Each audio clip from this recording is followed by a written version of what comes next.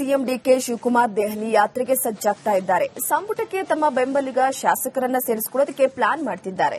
ಈ ಬೆನ್ನಲ್ಲೇ ಸದ್ದಿಲ್ಲದೆ ಸಿಎಂ ಸಿದ್ದರಾಮಯ್ಯ ಬಣ ಕೂಡ ದೆಹಲಿಗೆ ಹಾರೋಕೆ ರೆಡಿಯಾಗಿದೆ. ಅದು ಕೂಡ ಸಿದ್ದರಾಮಯ್ಯ ಕೊಟ್ಟಂತ ಆ ಒಂದು ಪಟ್ಟಿಯನ್ನ ಹಿಡಿದುಕೊಂಡು. ಏನದು ಲೀಸ್ಟ್, ಈ ಸ್ಟೋರಿ ನೋಡಿ.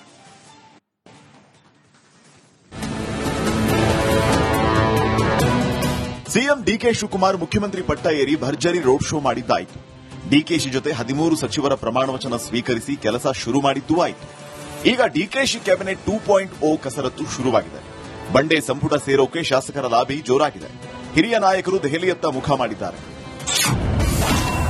ಎರಡನೇ ಹಂತದ ಸಂಪುಟ ರಚನೆಗೆ ಕಸರತ್ತು ಶುರು. ಸಿದ್ದರಾಮಯ್ಯ ಸೂಚನೆ, ದೆಹಲಿಗೆ ಹಿರಿಯ ನಾಯಕರು. ಈಗಾಗಲೇ ಸದ್ದಿಲ್ಲದೆ ಪೂರ್ಣ ಸಂಪುಟ ರಚನೆಯ ಫೀವರ್ ಶುರುವಾಗಿದೆ.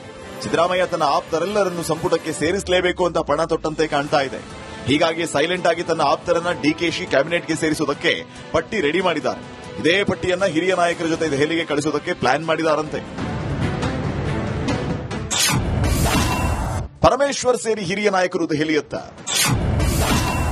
ಸಚಿವಾಕಾಂಕ್ಷಿಗಳ ಪಟ್ಟಿ ಹಿಡಿದು ಹೈಕಮಾಂಡ್ ಭೇಟಿ.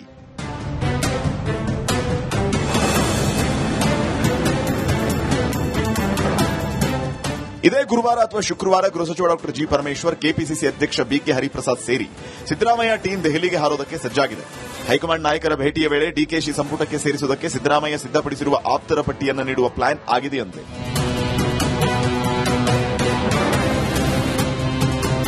ಹೌದು, ಸಿದ್ದರಾಮಯ್ಯ ಟೀಮ್ನಿಂದ ಡಿಕೆಶಿ ಸಂಪುಟದಲ್ಲಿ ಮೇಲುಗೈ ಸಾಧಿಸುವ ತಂತ್ರಗಾರಿಕೆ ನಿನ್ನೆ ಮೊನ್ನೆಯದಲ್ಲ. ಯಾವಾಗ ನಾಯಕತ್ವ ಹಸ್ತಾಂತರ ಆಯಿತೋ ಅದೇ ವೇಳೆ ಈ ಪ್ಲಾನ್ ಸಿದ್ದು ಟೀಮ್ ಈ ಪ್ಲಾನ್ ಮಾಡಿದ್ದಾರಂತೆ. ಕೇಂದ್ರ ಸಚಿವರ ಭೇಟಿ ನೆಪದಲ್ಲಿ ಹಿರಿಯ ನಾಯಕರು ಹೈಕಮಾಂಡ್ ನಾಯಕರ ಭೇಟಿಗೆ ಹೋಗ್ತಾ ಇದ್ರು. ಸಿದ್ದರಾಮಯ್ಯ ಸೂಚನೆಯ ಮೇರೆಗೆ ದೆಹಲಿಗೆ ತೆರಳುತ್ತಿದ್ದಾರೆ ಅಂತಾನೆ ಕಾಂಗ್ರೆಸ್ ಅಲ್ಲಿ ಕೇಳಿ ಬರುತ್ತಿದೆ. ಈ ಮೂಲಕ ಮತ್ತೆ ಸಂಪುಟದಲ್ಲಿ ಸದ್ದಿಲ್ಲದೆ ಆಪ್ತರಿಗೆ ಅವಕಾಶ ಕಲ್ಪಿಸೋದಕ್ಕೆ ಸಿದ್ದರಾಮಯ್ಯ ಗೇಮ್ ಪ್ಲಾನ್ ಶುರು ಮಾಡಿದಂತೆ ಕಾಣ್ತಾ ಇದೆ. ಇದಕ್ಕೆ ಪೂರಕವಾಗಿ ಸಚಿವ ಸತೀಶ್ ಜಾರಕಿಹೊಳಿ ಈ ತಿಂಗಳ ಅಂತ್ಯದೊಳಗೆ ಎರಡನೇ ಹಂತದ ಸಂಪುಟ ರಚನೆ ಆಗಲಿದೆ ಅಂತ ಹೇಳಿದ್ದಾರೆ.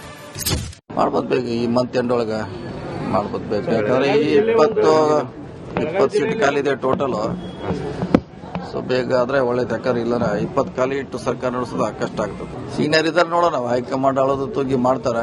ಯಾರಿಗೆ ಕೊಡಬೇಕು ಯಾರಿಗೆ ಬಿಡಬೇಕು ಅನ್ನೋದು ನಿರ್ಧಾರ ಮಾಡ್ತಾರೆ. ಒಂದಂತಿ ಕೊಡ್ಲೇಬೇಕು, ಕಂಪಲ್ಸರಿ ಕೊಡ್ಲೇಬೇಕು. ಸೊ ಅಷ್ಟಂತಿ ಕೊಡ್ಲೇಬೇಕು. ಯಾಕಂದ್ರೆ ಮಹಿಳಾ ಸ್ಥಾನ ಕೂಡ ಲಾಸ್ಟ್ ಟೈಮ್ ಇತ್ತು. ಸೊ ಮಹಿಳಾ ಸ್ಥಾನ ಇನ್ನೊಂದು 90 ಅನಿವಾರ್ಯ ಇದೆ ಬೆಳಗಾಂ ಜಿಲ್ಲೆಗೆ. ಮಂತ್ರಿಗಿರಿ ನೀಡುವಂತೆ ಹಿರಿಯ ಶಾಸಕರ ಒತ್ತಾಯ.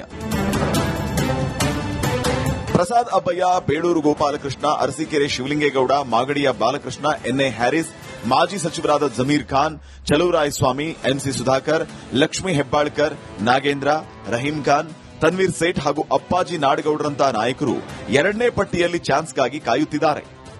ಉತ್ತರ ಕರ್ನಾಟಕ ಭಾಗದಲ್ಲಿ ಮೂಲ ಕಾಂಗ್ರೆಸ್ಸಿನ ಅತ್ಯಂತ ಹಿರಿಯ ರಾಜಕಾರಣಿಗಳು ಅಂತ ಪ್ರಶ್ನೆ ಬಂದಂತಹ ಸಂದರ್ಭದಲ್ಲಿ ಎಚ್.ಕೆ. ಪಾಟೀಲ್ ಮೊದಲೇ ಸ್ಥಾನದಲ್ಲಿ ಬರ್ತಾರೆ. ತದನಂತರ ಅಪ್ಪಾಜಿ ನಾಡಗೌಡರು ಬರ್ತಾರೆ. ಅದರಲ್ಲಿ ಯಾವುದೇ ಸಂದೇಹನೇ ಇಲ್ಲ. ಅದಕ್ಕೋಸ್ಕರ ನಾನು ಒತ್ತಿ ಹೇಳ್ತೇನೆ, ಯಾವುದೇ ಕಾರಣಕ್ಕೂ ಕೂಡ ಮುಂದೆ ಬರುವಂತಹ ಮಂತ್ರಿಮಂಡಲದಲ್ಲಿ ನಾನು ಇರಲೇಬೇಕು ಅನ್ನುವಂತಹದ್ದನ್ನ ಈ ಸಂದರ್ಭದಲ್ಲಿ ನಾನು ಮೇಲೆ ಇರ್ತಕ್ಕಂಥ ನಮ್ಮ ಹೈಕಮಾಂಡಿನ ಎಲ್ಲಾ ನಾಯಕರಿಗೂ ಕೂಡ ನಾನು ಮನವರಿಕೆ ಮಾಡಿಕೊಡ್ಲಿಕ್ಕೆ ಪ್ರಯತ್ನ ಮಾಡ್ತಾ ಇದ್ದೇನೆ. ಖಂಡಿತವಾಗಿ ಕೂಡ 100% ನನಗೆ ವಿಶ್ವಾಸ ಇದೆ. 20 ಮೇಲೆ ಎರಡನೇ ಪಟ್ಟಿ ಬಿಡುಗಡೆ ಆಗ್ತದೆ. ಅದರಲ್ಲಿ ವಿಶೇಷವಾಗಿ ಬಹುಶಃ ಇವತ್ತೆಲ್ಲ ಕೂಡ ನಾನು ಕೇಳ್ಕೊಂಡಿದ್ದೀನಿ, ಎಲ್ಲ ಲೀಡರ್ಸ್ಗೂ ಕೇಳ್ಕೊಂಡಿದ್ದೀನಿ. ಒಟ್ನಲ್ಲಿ ಎರಡನೇ ಹಂತದ ಸಂಪುಟ ರಚನೆ ತೀವ್ರ ಕುತೂಹಲ ಮೂಡಿಸಿದೆ. ಅಂತಿಮವಾಗಿ ಹೊಸ ಮುಖಗಳು, ಹಿರಿಯರು, ಹೀಗೆ ಯಾರಿಗೆಲ್ಲ ಅವಕಾಶ ಸಿಗುತ್ತೆ ಕಾದ್ ನೋಡಬೇಕಾಗಿದೆ.